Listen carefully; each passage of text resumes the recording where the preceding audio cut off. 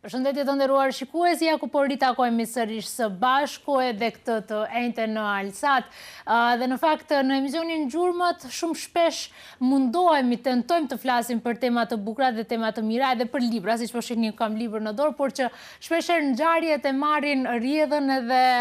na marrin para, le të themi kështu, edhe duhet patjetër që të flasim, të mbulojmë ato ngjarje dhe fatkeqësisht na bie shumë shpesh duke folur për ngjarje negative dhe duke mos u fokusuar në gjërat e bukura që i ka jeta dhe që i kanë edhe të gjitha ata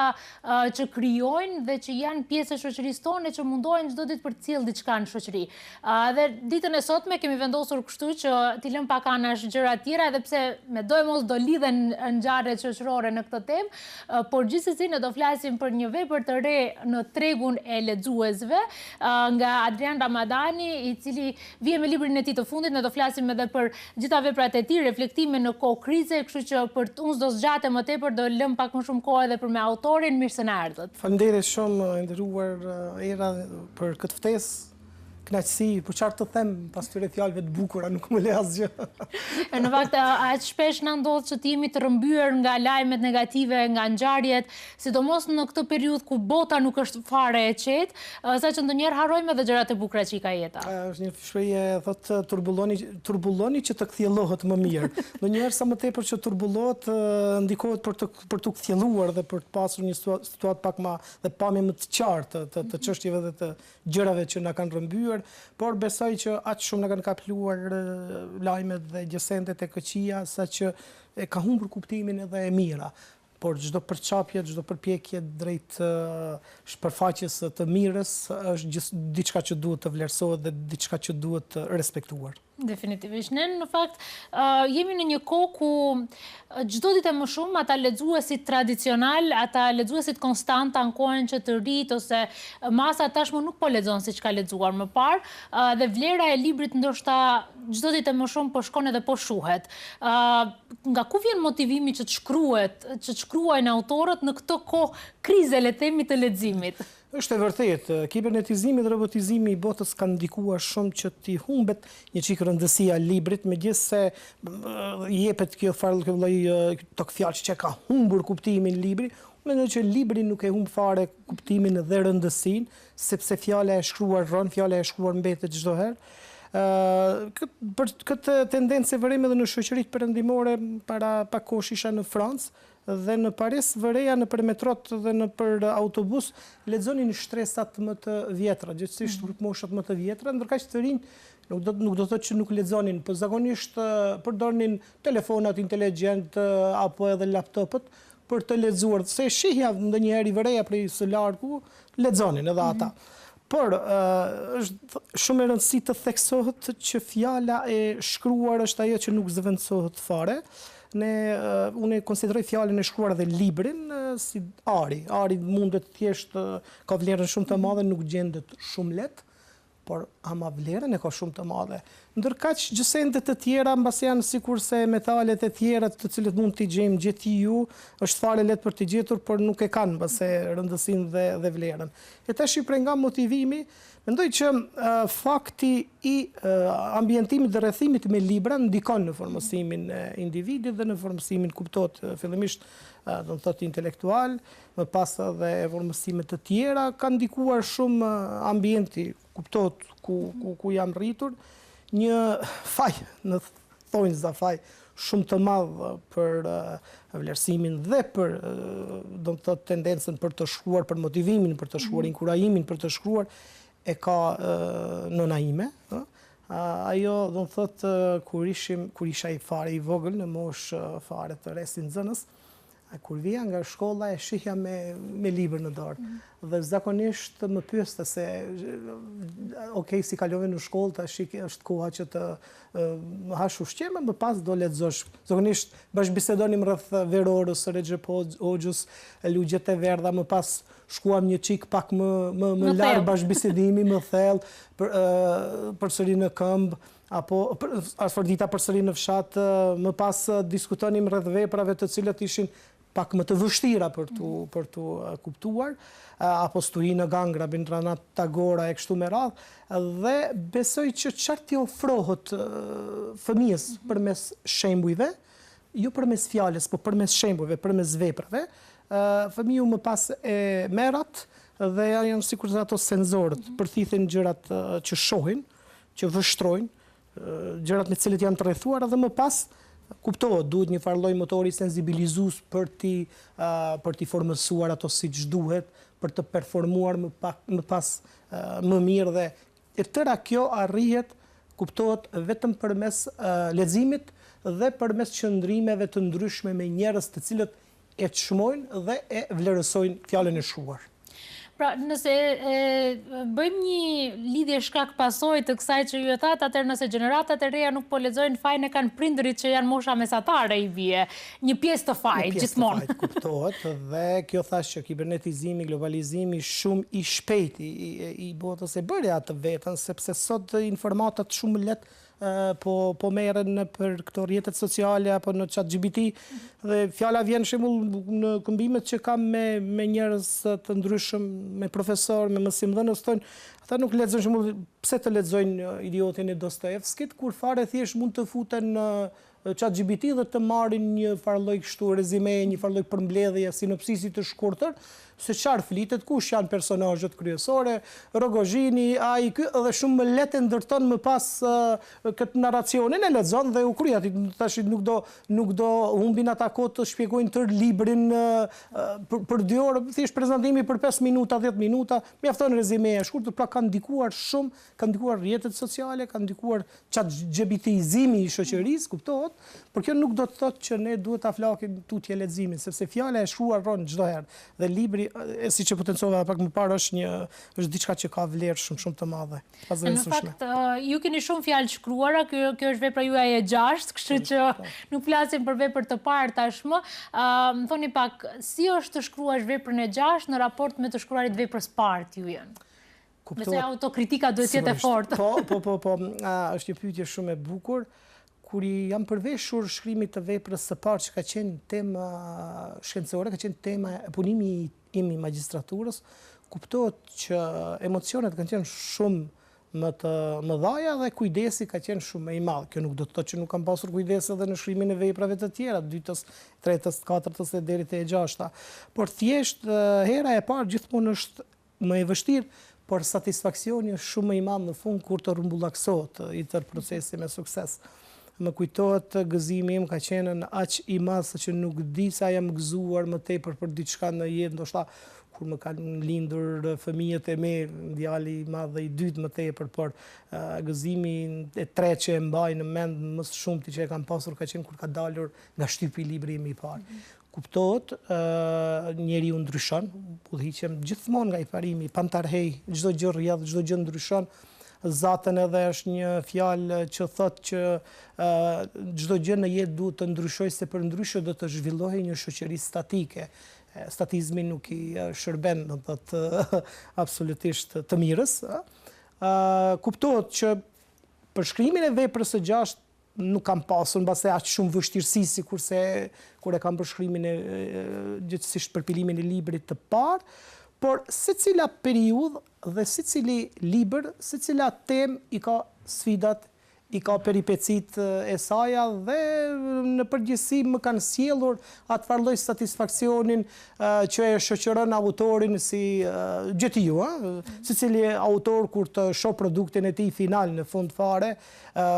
i vije shumë mirë sepse më pas është diçka tjetër kjo autori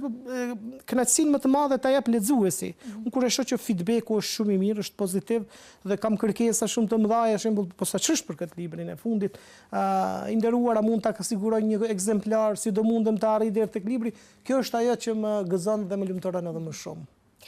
Do flasim shkurtimisht për temën dhe më pas publicitetit do fokusohemi edhe më tepër në libër, reflektime në kohë krize, për çfarë krize bëhet fjalë se veç në krizë jemi këto 2-3 vitet e fundit. Në libër ka trajtesat që janë që nga viti 2013 deri në vitin 2026. Për çfarë arsye e kam titulluar reflektime? Mbase gjykoj se reflektimet janë diçka shumë më të thella se sa thjesht mendimet sipërfaqësore e para dhe vetëm përmes reflektimit ne mund të arrijmë deri tek ajo që të japim një verdikt për një çështje të caktuar. apo edhe thjesht të japim një mesazh, një porosi, gjithësisht të kahazojmë procesin e dur se nga duhet të shkoj. E pse tash në kohë krize? Janë periudha krizash sepse shohim se që nga viti 2008-2009 e tutje, kemi shpërfaqe të vazhdueshme ciklike të krizave në nivel jo vetëm do të thotë në shoqërinë tonë, në Maqedoninë e Veriut, në Ballkan, në rajon, por në nivel global kështu. Kemi luftra shumë të mëdha, numri i luftrave rajonale është shtuar shumë krahas më përpara që ishin 2 luftra botërore. Imazhet tashit të vrasjeve, të masakrave të ndryshme, të vrasjes së civileve të pafajshëm, të pleqshve, plakave, vërtet na rënqethin dhe këtë e ka bërë edhe ajo mediatizimi dhe prania shumë më e shpeshtë e mediave në ato zona ku ndodhin këto lloj luftrash dhe krizash, dhe sinqerisht na i ofrojnë të imazhe, gjë që ndikon negativisht, por ne dhe shkakton kriza dhe turbulenca dhe në mendjet tona. Zaten edhe qenia njerëzore është e tillë, nuk do të ishte fare qenia njerëzore, nëse do të shihte, do thotë që diku në një akëcil vend caktuar ndodh një krem, ndodh një vrasje dhe fundja ti nuk prekesh, është e njerëzishme të prekesh, është e njerëzishme të dënosh të keqen. E më pas, pse konkretisht për shoqërinë tonë, ne jemi brezi ku u rritëm në një periudhë, lindëm në periudhë krizash, më pas u rritëm në epokën e krizave dhe ja edhe më tutje po përçapim drejt viteve 50-60, uroj që të arrim deri në 80-90, dhe po shoqërohemi me këto krizat ciklike që po na përsëriten. Mendoj që si gjenerata, si breza, unë takoj brezit të vit, jam i lindur në vitin 1983, tash imagjinoni nga viti 1983 e deri më tash 2026, 23 vite janë, sa kriza na janë shpërfaqur dhe sa ndryshime dhe transformime shoqërore kanë ndodhur. Është do të vërtet e pa imagjinueshme, por njëkohësisht edhe absurde të shohësh se si krizat vazhdimisht na riciklojnë dhe ne nuk jemi fare, dhe ne thjesht na befasojnë të kriza. Nuk jemi fare të përgatitur për t'i ballafaquar me akëcil krizën e caktuar. Mendoj që shoqëritë e ngritura, shoqëritë e dura, shoqëritë ku mbizotron dija dhe intelekti, duhen të jenë të përgatitura për çfarëdo lloj sfide. Zaten edhe për atë arsye shërbejnë edhe akademitë diplomatike, elitat intelektuale, universitetet, institutet, shtokëtu edhe mediat, thjesht njerëzit e ngritur dhe të ditur, ata duhet thjesht i parashohin proceset, mbase nuk mund të parashohin 100% gjithçka që mund të ndodha, por thjesht mundemi të bëjmë një farë lloj kështu evaluimi pronostik, para prak, të shohim se çfarë na pret dhe në suazat asaj se çfarë na pret, ne të dimë se si të reagojmë, të bëjmë strategjitë e duhura në drejtim që të kahëzojmë siç duhet proceset dhe thjesht ata që presin shumë më shumë nga ne mos të ndjehen sikurse pa një lloj tutorimi dhe mbështetje. Pra thjesht intelektuale duhet të jenë çdo herë avangarda e shoqërisë, pararoja e shoqërisë, në mënyrë që t'i parashojnë proceset, t'i parashojnë edhe krizat dhe njëkohësisht t'i kahëzojnë në drejtim që të jenë sa më lehtë të perceptuara, të kundruara. Do thellohemi në këto kriza ne pas publicitetit, vetëm se shkojmë pak publicitet dhe do rikthehemi të flasim si për krizat, por do zgjerojmë edhe më gjërë. Ja ku po rikthehemi në studio dhe do vazhdojmë të flasim mbi veprën reflektime në kohë krize të Adrian Ramadanit. Tha që këto janë reflektime nga 2013 e deri më sot, bëhet fjalë për 13 vite të plota. Si kanë ndryshuar reflektimi nga 2013 në 2026, pavarësisht për çfarë krize flasim? Sigurisht në përgjithësi do thotë ndryshimi ndryshim shumë të madh, nëse në atë periudhë ka qenë epoka e globalizimit 2.0, tani më jemi në epokën e globalizimit 3.0. Përmenda edhe diku tjetër që jam në lexim si për të një vepër që flet për globalizmin dhe globalizimin është një vepër shumë e mirë, shkruar nga një autor shqiptar prej Maqedonisë së Veriut, është nga Kumanova Avni Avdiu, në bashkëautorësi me Drenushën. dhe është një libër shumë i mirë që flet se sa ka ndiku në ndryshimet qofshin këto në familje, në individ, tek individet, në shoqëri, në shtet e kështu me radhë. Unë analizat dhe trajtesat i kam filluar që nga heqja dhe në thotë e lapidarit të ish ushtarëve të ushtrisë çlimtare të Preshevës, Medvegjës dhe Bujanocit në vitin 2013 nga autoritetet serbe të asaj kohe, për të trajtuar tema të cilat ndërlidhen deri në ditët e sotme, e që përfshin faktikisht këto krizat që e përmenda ciklike që shpërfaqen, turi rus në Ukrainë, kuptohet, më pas sfidat e ndryshme në drejtim të europianizimit edhe të këtij rajoni i cili tash nëse hym në aspekte të ndryshme të shkoqitjeve dhe të trajtesave se pse ka mbetur kështu i tillë siç është, mund të fajsojmë shumë faktorë për të mos e fajsuar më pas veten, por gjithmonë duhet të nisemi nga ne, është edhe shpreha franceze mos prit prej askujt tjetër përpos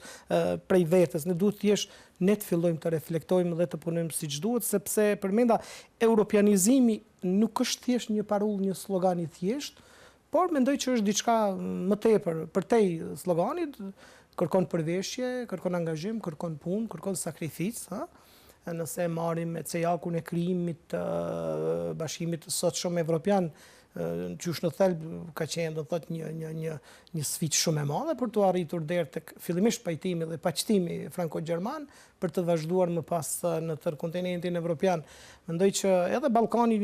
duhet patjetër që të shërbehet nga ky model, i cili deri më tani ka rezultuar që është modeli, mos të them, mos ta idealizoj tash, apo mos ta perfeksionoj, por është modeli më i suksesshëm sepse ka arritur që të mbaj kontinentin ton për një periudhë shumë të gjatë kohore që nga 1945 jashtë luftrave më të mëdha. E tash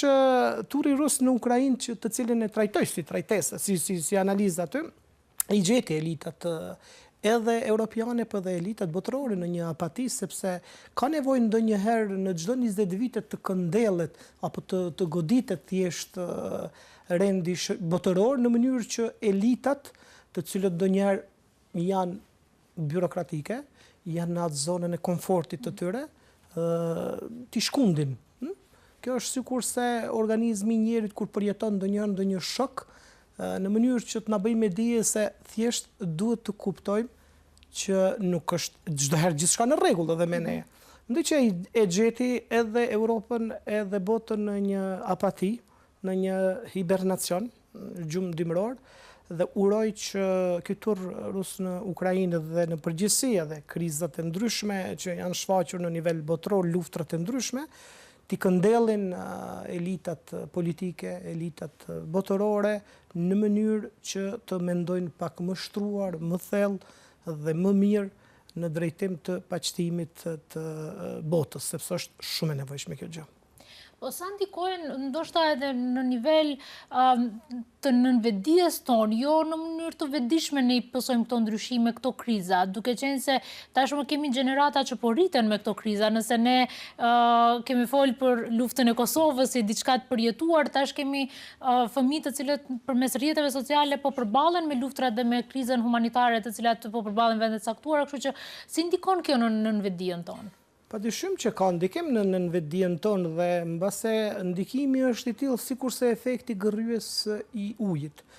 efekti gërryes në gur. Ne ndoshta mund ta shohim gurin që është i shesht, i rrafsht fare, mirë po me kalimin e kohës nuk mund vrehet duke rënë shi ajo, por pas një periudhe të caktuar kohore shohim që kanë lënë shenjë dhe kanë lënë gjurmë. Zaten edhe çdo veprim lën më pas gjurmë, shto këtu do të thotë e përmendëm pak më parë edhe atë se tash gjithçka është na servohet, gjithçka e kemi shumë të afërt dhe mjafton thjesht të jemi vetëm në ambient familjar dhe të lëshojmë telefonin apo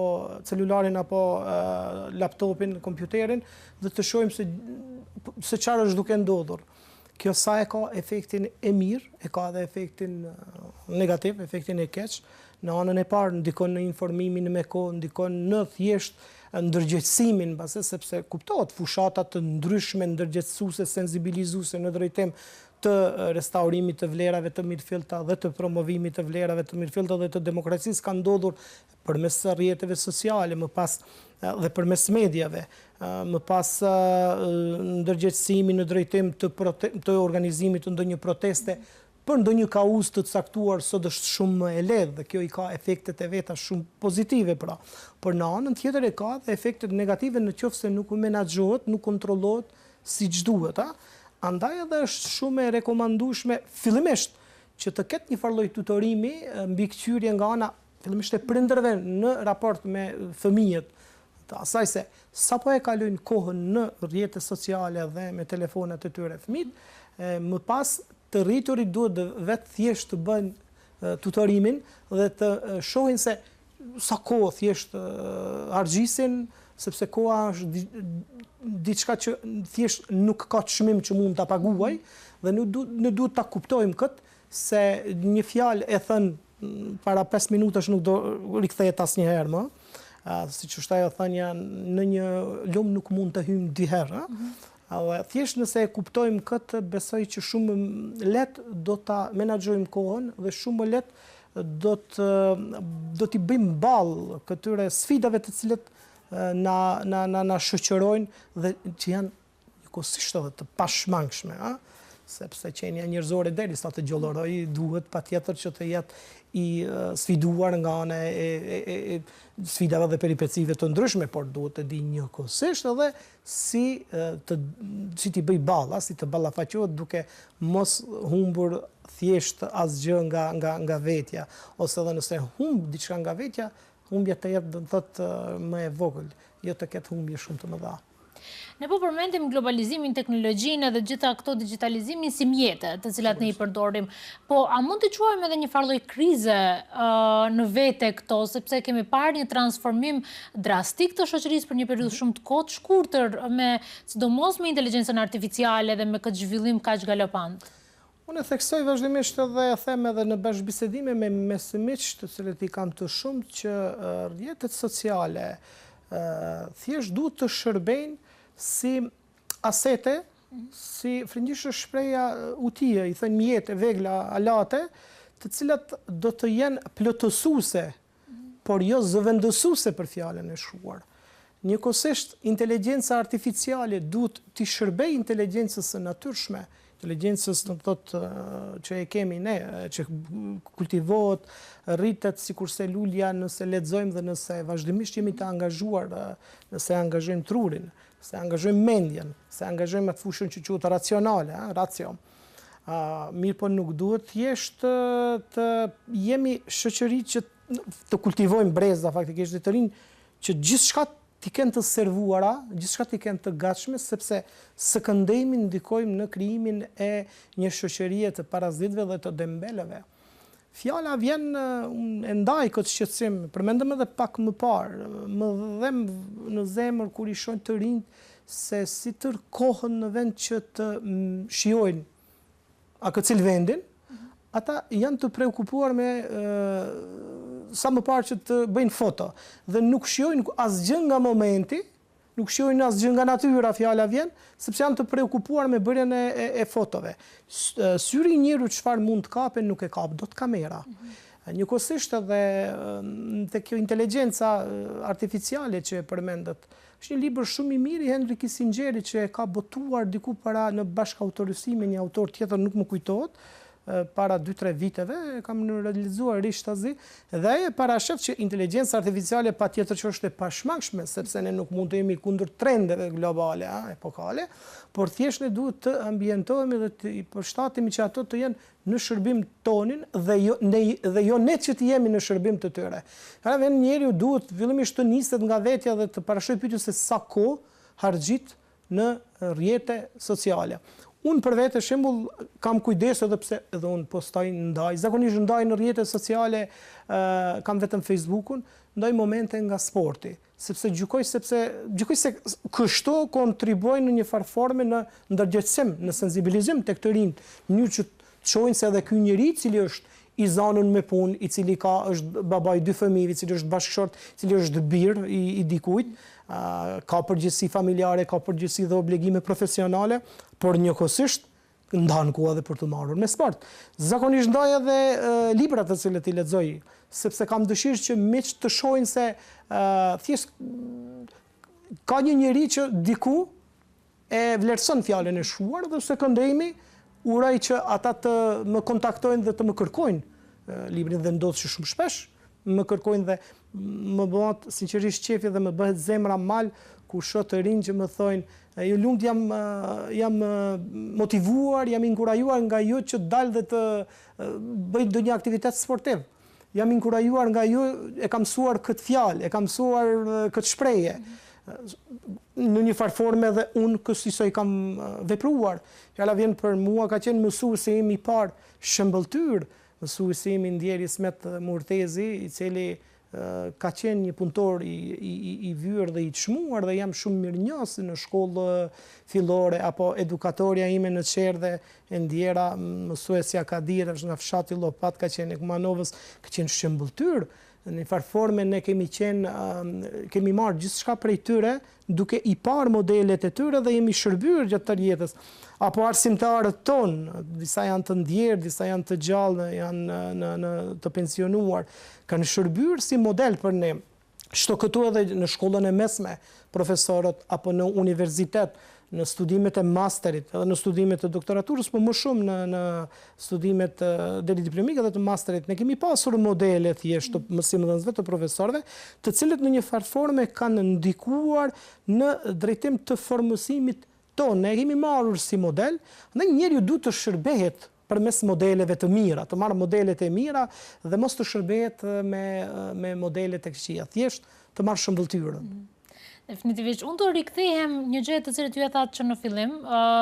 që ndoshta këto krizat të cilat ne po i përjetojmë, që janë të formave dhe natyrave të ndryshme, do duheshte që së paku të parashikohen deri në një mas nga shtresa intelektuale, nga akademikët. A mendoni që realisht kemi shtresë intelektuale dhe akademik, po flasim për të rinj, jo ata të cilët janë të periudhave të ndryshme kohore dhe që janë, sidomos në penzion, po vazhdojnë të japin kontributin e tyre, mirë po shohim ka potencial që nga të rinj të kemi shtresë intelektuale dhe akademik, e që do t'i paraprin këto kriza në të ardhmen? Unë mendoj që dhe gjykoj që kemi kuadro të mira, por thjesht duhet të krijuar atyre hapësirë që të dëshmojnë se janë të mirë. Mendoj që elitat politike në një farë forme duhet t'i krijojnë më tepër, sepse në tëra bëhet do të thotë elitat politike i krijojnë këto mundësitë në mënyrë që të rinj të përfshihen në jetën institucionale dhe të japin kontributin e tyre. Në anën tjetër, nëse kultivohet tek të rinj kjo ndjesia e mos përkuljes, sepse intelektuali nuk guxon fare të përkulit. Intelektuali duhet të ketë qëndrim kritik ndaj dukurive negative dhe unë vërtet më vjen për të neveritem kur shose si një akëcil person intelektual i vardiset në një partije politike të sektuar. Intelektuali nuk guxon të i vardiset partive politike. Ai duhet të ketë raporte të mira me të gjithë, këtu edhe elitat intelektuale, këto politike që i kemi edhe me partitë politike, por jo thjesht të bëhet do të thotë mazh dhe të vihet në shërbim të tyre. Ai duhet të vihet në shërbim të popullit, në shërbim të mirës, po jo në shërbim të politizimit. Vërtet në Ballkan dhe tek ne është shqetësuese niveli i lartë i politizimit dhe i partizimit të institucioneve, të universiteteve dhe vërtet është për keqardhje. Kemi kuadro të mira të cilat fillimisht kanë paraqitje të mirë në gjuhën anëtare, sepse ne nuk mund të përndritemi, nuk mund të iluminohemi në gjuhë të tjera nëse nuk ndikojmë në përndritjen tonë gjuhësore, e para, e dyta. Kemi kuadro të cilat vërtet njohin gjuhë të huaja, njohin gjuhën angleze, njohin gjuhën frënge, njohin gjuhën gjermane, italiane, turke, kineze, kështu me radhë në botë llogaritë që janë diku 2796 gjuhë që fliten dhe 350 gjuhë që shkruhen, pa mos llogaritur këtu dialektet, se me dialekte arrihet shifra deri diku 7000 gjuhë. Unë nuk them që ti mësojmë 7000 gjuhë, se është e pamundur kjo, po thjesht diku 10-15 gjuhë ti përveshemi i punës dhe kemi kuadro të cilët flasin të gjuhë, kemi kuadro të cilët lexojnë, të cilët mbase edhe shkruajnë, por thjesht duhet krijuar hapësirë atyre në mënyrë që ata të dalin në sipërfaqe, a nëse eventualisht mundësitë i kanë të mbyllura për të dalur në sipërfaqe, do duhet gjejnë, sepse intelektuali padyshim që është sikurse ai efekti gorryes i ujit që thash, i pikave të shiut, e gjen mundësinë, e gjen formën për të depërtuar dhe për të dalur në sipërfaqe. Kështu që mund të themi që kemi shpresë, ka dritë në fund të tunelit. Sigurisht njeriu duhet të jetë i prirur të shoh gotën gjysmë të mbushur, edhe pse ndonjëherë mund të na bjerë në sy më tepër gota gjysmë e zbrazur, apo thjesht është bërë një test psikologjik, muri i bardhë është vendosur një pikë e zezë dhe janë pyetur njerëzit se çfarë shihni, ata të gjithë kanë parë pikën e zezë, nuk e kanë parë fare tërë sipërfaqen e bardhë. Njeri duhet të jetë i prirur që të shoh gjërat në aspektin pozitiv, kuptohet nëse ka aspekt pozitiv, mendoj që ka, por thjesht duhet kultivuar dhe duhet të frymëzuar edhe më tutje dhe duhet shpërfaqur atë farë lloj fryme pozitive që mbizotron. Mendoj që ka, mendoj që kuptohet edhe shumë më tepër të punohet, shumë më tepër të janë të përkushtuar, të rinjt, dhe në këtë drejtim mënyra më e mirë është përmes kultivimit të fjalës së shkruar, përmes leximit. Asgjë tjetër nuk mundet që ta zëvendësoj leximin. Thash, të gjitha mund të jenë plotësuese, por asnjëherë zëvendësuese. Ne do shkojmë përsëri me pak publicitet dhe do vazhdojmë këtë bisedë dhe do fokusohemi pak edhe në kontributin tuaj në shoqëri, kështu që shkojmë pak publicitet dhe rikthehemi sërish në studio. Ja, po rikthehemi sërish në studio. Përpos veprës së 6, në fakt, rrugtimi juaj ka qenë shumë i larmishëm dhe kontributi juaj ka qenë i ndryshëm në periudha të ndryshme të jetesës. Unë patjetër duhet të pyes se cila periudhë ju ka pëlqyer juve më shumë, që nga hapat e parë në mësimdhënie në shkollë të mesme apo tani ku vetë më jeni pjesë e organizatave, institucioneve shumë të rëndësishme dhe bëni atë lidhjen midis Francës dhe Maqedonisë së Veriut? Çdo periudhë jetësore i ka përparësitë, i ka kënaqësitë të mirat, përparësitë dhe kuptohet edhe sfidat e veta përkatëse. Hapërimi im i parë si mësimdhënës ka qenë shumë i mirë, për shkak se isha në moshë fare të re, 20 vjeçare, kur pata filluar të punoja si profesor. Ndërkohë nxënësit e shkollës së mesme ishin të moshës 17 vjeçare, 16 dhe shumicën prej tyre i mbaja mend kur isha në vitin e 4 në gjimnaz, ata ishin viti i parë në gjimnaz. Kam kaluar shumë mirë dhe jam munduar që t'jap kontributin në drejtim të ngritjes së vetdijes dhe mësimit, edukimit, arsimimit të gjeneratave, të brezave. Më pas periudha jetësore ku u punësova në Universitetin e Europës Juglindore si mësimdhënës si gjuhës frenge, më pas si sekretari i Fakultetit të Gjuhëve, Kulturave dhe Komunikimit, ka qenë shumë periudhë e begatshme. Sepse drejt për së drejti kemi dhënë kontribut në arsimimin e edukimin e studentave të cilët janë motori kryesor i shoqërisë. Më pas angazhimi edhe në media, kemi qenë drejtuesi një mediumi që ka qenë që thjesht fjalë e shkruar, revistë mujore në Prishtinë. Zëri i shqiptarit dhe zëri i qytetarit, jepnim kontributin tonë përmes lekturimit dhe përmes shkrimit të trajteseve dhe analizave, për të kaluar më pas në botën e përkthimeve, pra thjesht një ECA nga mësimdhënia në media dhe më pas në përkthime. Fillimisht si përkthyes në misionin ushtarak të ambasadës së Francës ka qenë një përvojë që më ka lënë shumë bresa të mira dhe një përvojë që nuk do mundja të fitoja as me 10 doktoratura, sepse të punosh në ambasadë është vërtet begati. Por të punosh në ambasadën e Francës është domethënë një vlerë shumë e shtuar, sepse Franca është fuqi botërore dhe njëra ndër fuqitë e para në nivel kështu europian. Më pas shto këtu edhe diplomacia franceze, e cila është vërtet një force tranquille, një fuqi e qetë, që i jep frytet dhe rezultatet me kalimin e kohës, por nuk bën zhurmë, diplomaci pa bërë zhurmë. Ka lënë gjurmë shumë të mira dhe të thella, kuptohet, dhe unë jam përpjekur çdo herë që të marr më të mirat e mundshme nga puna dhe nga karriera aty. Më pas mbylljes së misionit ushtarak,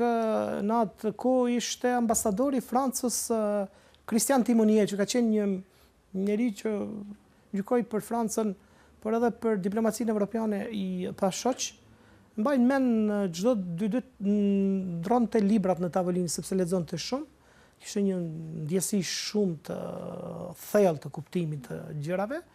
ai më propozoi që të kaloja në fushën e përkthimeve sepse unë punoja si përkthyes, po isha në misionin ushtarak. Pas mbylljes kalova përktheja e shoqëroja atë në takime me spektrin politik shqiptar dhe jo vetëm spektrin politik, po edhe me persona nga fushat tjera. E më pas orarit të punës më dhanë edhe angazhime në drejtim të trajnimit të grupeve të ndryshme në gjuhë frënge, sepse ka memorandum e bashkëpunimi, ajo që quhet École de Magistrature, shkolla e prokurorëve dhe gjykatësve në Francë, me Akademinë e gjykatësve këtu Pavel Shatev në Shkup, dhe u angazhova, i trajnoj që nga 2017, i trajnoj në gjuhë frënge kuadrot. Është e patjetërsueshme, do të thotë që të mësojnë gjuhën frënge një pjesë e atyre, po ashtu edhe në institucione të tjera, tash pa pasur frikë se po e them ndonjë fshehtësi, kam trajnuar edhe ka pasur bashkëpunim në mes të Agjencisë së Zbulimit francez dhe Agjencisë së Zbulimit të Maqedonisë, kam trajnuar edhe grupet e të punësuarve aty, në Ministrinë e Drejtësisë më pas, në Ministrinë e Shoqërisë Informative aty. Vazhdoj edhe më tutje të trajnoj gjykatës prokuror dhe grupin në kuadër të Ministrisë së Drejtësisë. Shto këtu edhe angazhimin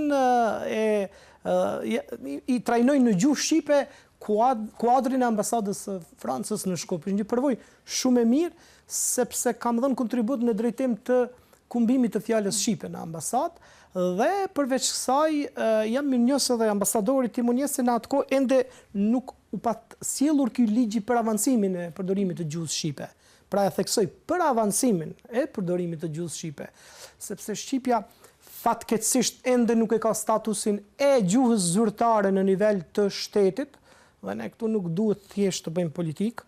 Unë që jam aty e di shumë më mirë se si trajtohet shqipja. Shqipja do të thotë trajtohet jo si gjuhë e barabartë zyrtare me maqedonishtën, por ka qenë vullneti ambasadorit Timonjet që i dhash një propozim, thash të gjitha, pse mos shkoj komunikimi edhe në gjuhën shqipe, kur shembull pakica serbe në Kosovë që është shumë fish më pak e pranishme, e ka gjuhë zyrtare dhe ai e pat shpreh vullnetin pozitiv dhe filluam që ta përdorim gjuhën shqipe në ambasadë, në institutin francez po ashtu, për kujdesem për gjitha ato tekstet që shkojnë në gjuhë shqipe kalojnë nëpër duart e mia. Është këto edhe dokumentet që vinë, kuptohet edhe dokumente të rëndësishme nga Pallati i Elizees, nga Ministria e Punëve të Jashtme të Francës, dhe kur nxirren websajtin e ambasadës, kuptohet i përkthejnë në gjuhë shqipe, dhe në një farë forme më kanë begatuar shumë karrierën time, më kanë ndihmuar në perfeksionimin e gjuhës, sepse ti duhesh vazhdimisht të jesh i përgatitur në drejtim të përcjelljes dhe transmetimit bartjes përçimit fjalës së thënë, si në aspektin simultan, ashtu edhe në aspektin konsekutiv. Por unë edhe njëkohësisht nuk jam ndar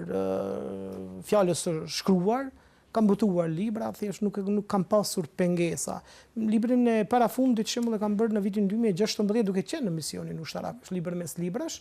dhe mes tjerash kam dhënë kontribut, kam vazhduar që t'jap kontribut edhe përmes shkrimit të analizave të ndryshme, qoftë në gazetën Koha, qoftë në revistën Shenja,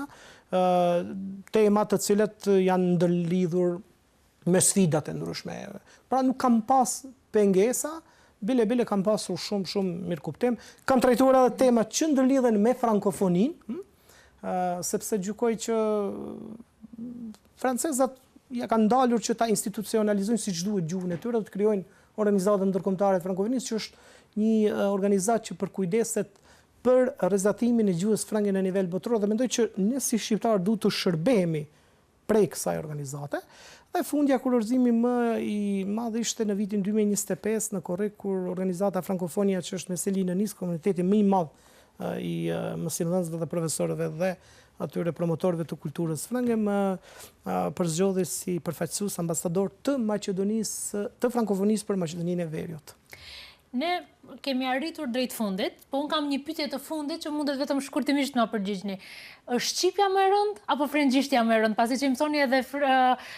ata që flasin gjuhën frënge ta mësojnë shqipen, cila është më e rëndë? Që ta zgjidhim këtë debat. Shqipja i duket më e rëndë. Në mesin e gjuhëve më të vështira llogaritet që është gjuha kineze. Më pas vije gjuha arabe,